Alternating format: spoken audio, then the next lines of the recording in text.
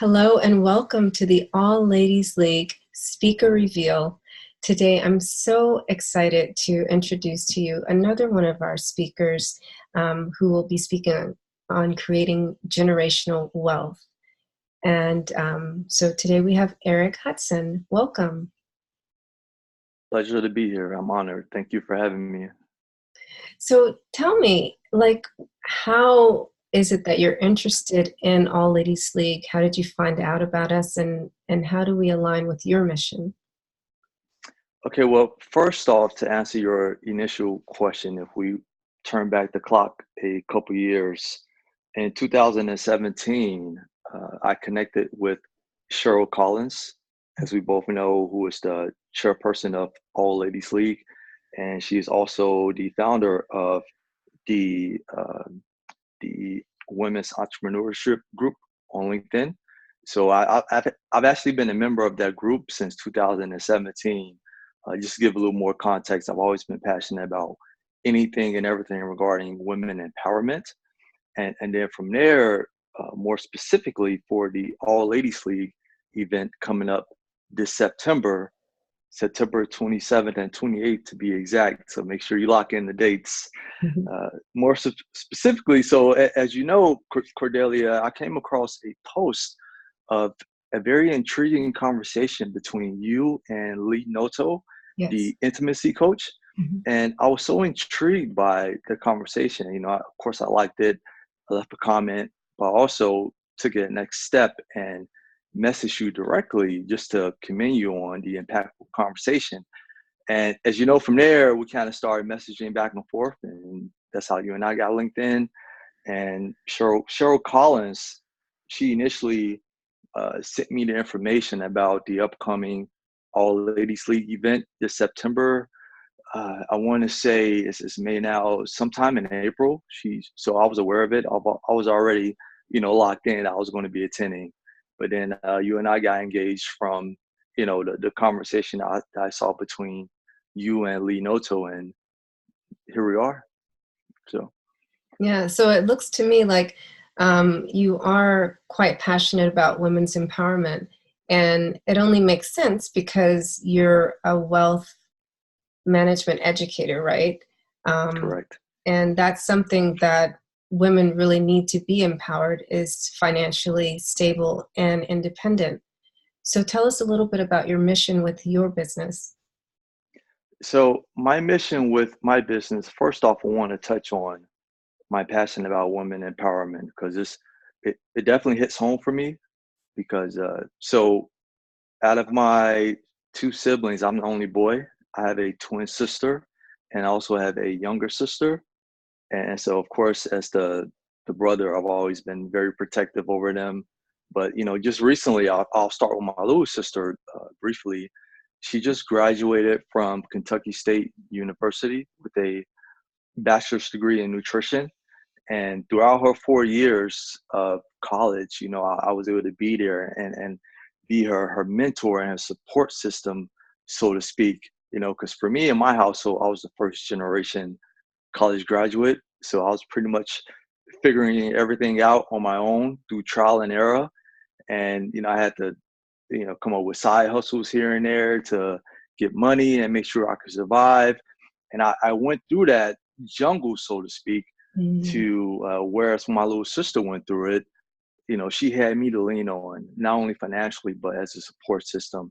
And there were times where, she was working on a group project and it was more dominant, a male group type of thing. And she, there was a time she was working on a group project and she felt like her voice wasn't really being heard, or she didn't really feel confident enough to speak up, even though she had a lot of quality to contribute to the group discussions.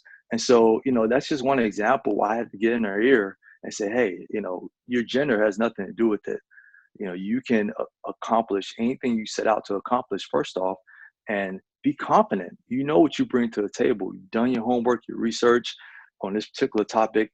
Don't be afraid to speak up, because that's going to be the rest of your life as you begin your career and business and things of that nature.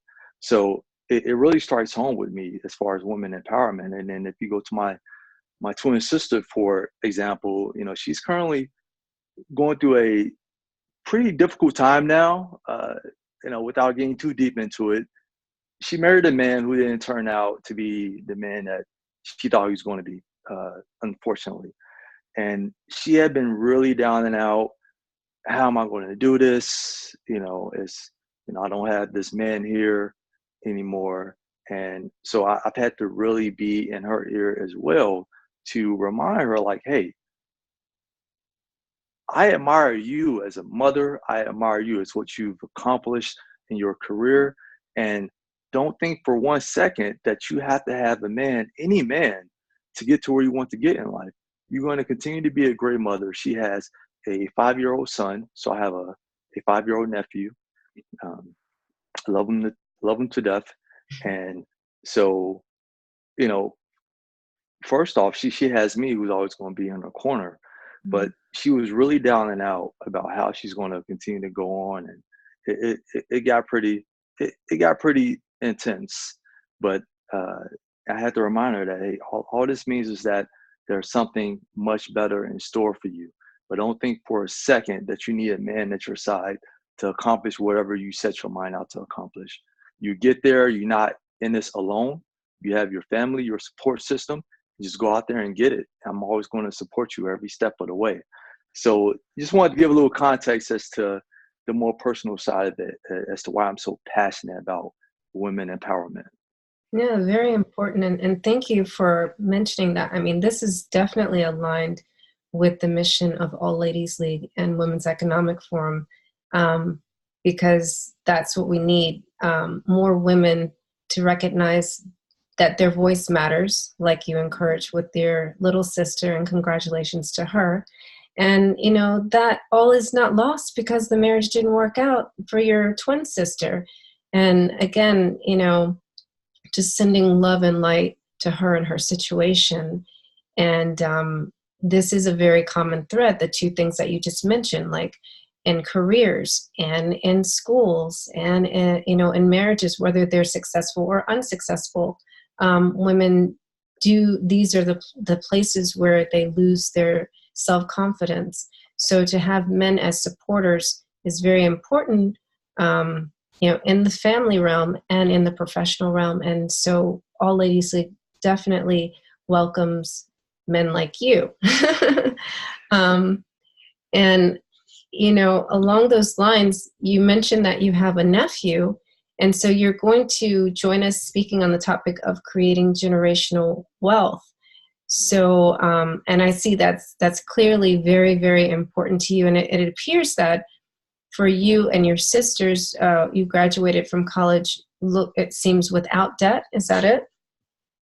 Yes. So I was fortunate enough to always been pretty decent with academics and sports and athletics. Growing up on the South Side of Chicago, coming from very humble beginnings, my parents, the household theme was growing up was always some sort of financial struggle. But my parents, they did the best they could, loved them to death. What they did was they ensured that myself and my sisters were set up to have better opportunities than what they did. But aside from that, to be honest, I grew up as a frustrated kid, especially with sports. And you go back to school, I relied on football heavily, and I played college football doing undergrad, and it helped pay for school and things of that nature. But there were plenty of times where I would get frustrated with my mother, and like I'll be complaining about, hey, why do I have to wear these hand-me-down football cleats? Why can't I get, some brand new shoes for the start of the school year and all this and that? But long story short, as I got older into my teenage years and got to high school, that frustration started to transform into an obsession. I started reading every book I can get my hands on about investing and creating wealth, because it's funny because I read a book by T.D. Jakes a couple years ago called Instinct. And pretty much the theme of that book is that in most cases, more often than not, your life purpose is revealed to you during your childhood years. And as I read through that book and I reflected and compared it to my personal life, for me, it was spot on. So I went through school, played football, and then from there I graduated with a degree in business management. And I was still trying to figure my way out, although there's always that entrepreneurial bug inside of me. Even doing undergrad, I had done a whole string of different types of side businesses, side hustles. And there was a time where back when CDs were still a thing, before we had iPods and all this, Apple Music and streaming and all of that. So I was the go-to guy on campus for any new music, mixtapes, movies, and there was even one point where somehow I got a connection overseas in China, and I started like wholesaling uh, gym shoes, sneakers, Wow. different types of clothes, and I would have it shipped to my dorm. And I was just selling all kinds of stuff, just to keep money in my pocket. So that entrepreneurial bug has always been inside of me. My first exposure or involvement in business was 10 years old. I'll never forget it. It was a paper route. I was delivering myself and my twin sister. I used to wear her out. She had a tough time keeping up sometimes, but we would deliver on average between 200 to 250 papers per week. Wow. And so at 10 years old, I already started earning my own money. And fortunately for me, I was able to, pay through school by leveraging athletics and academics. And, I got myself on a track of investing and building wealth a little over a decade ago. I was 21 years old when I started my first investment account, and I made a ton of mistakes, a lot of trial and error. I've lost money. I've tried my luck with several different get rich quick schemes.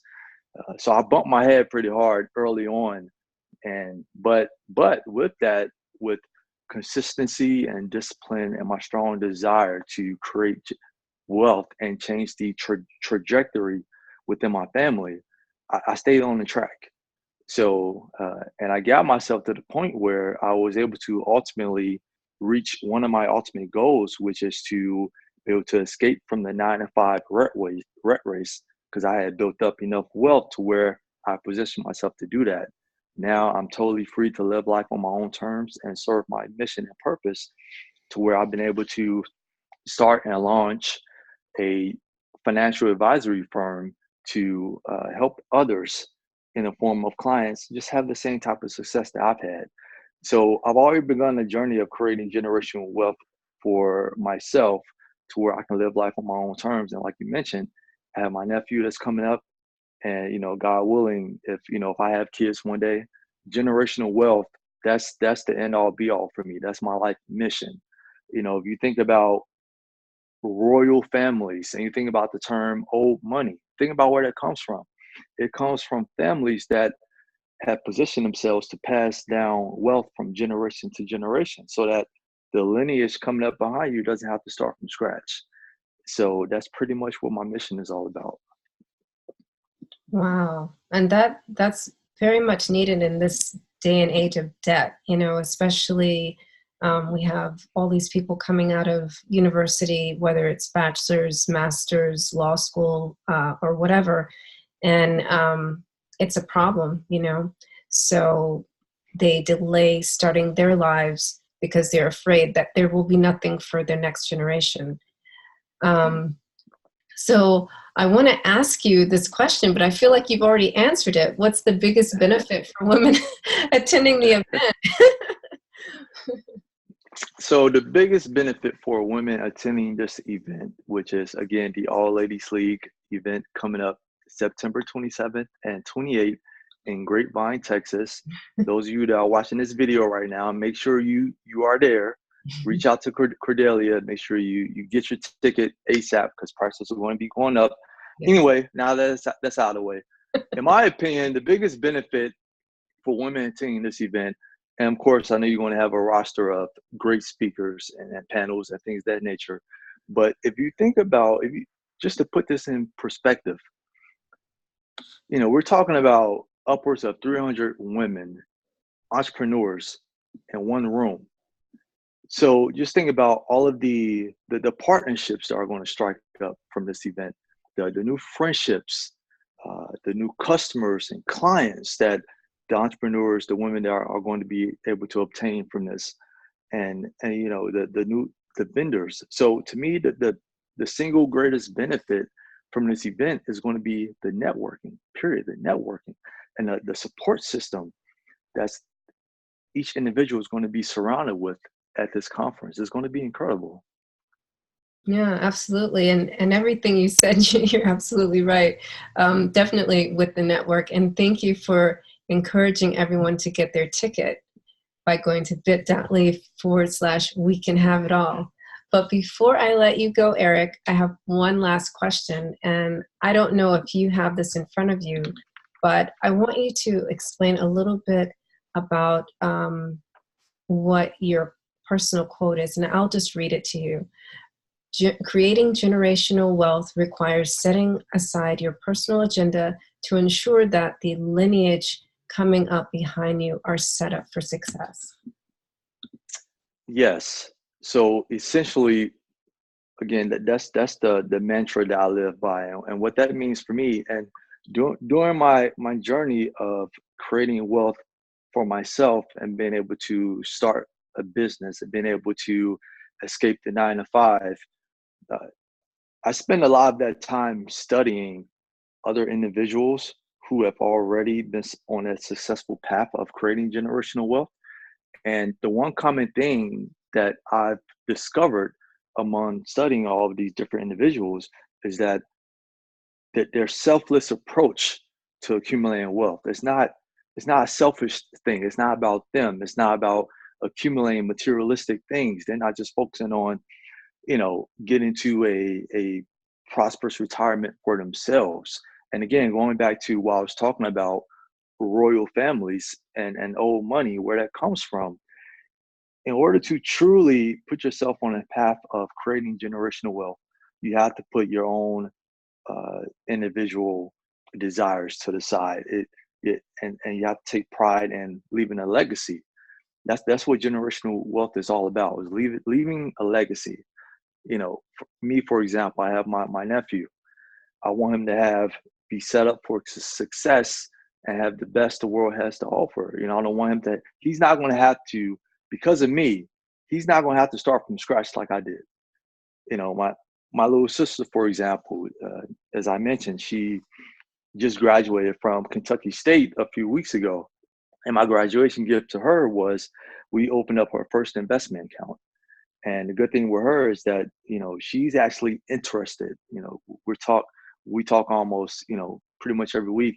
She's asking me questions about how to get started, how to actually make a stock purchase, how to sell, how to review financial statements, and so what that quote means to me, which is creating just generational wealth, requires setting aside your personal agenda to ensure that the lineage coming up behind you is set up for success.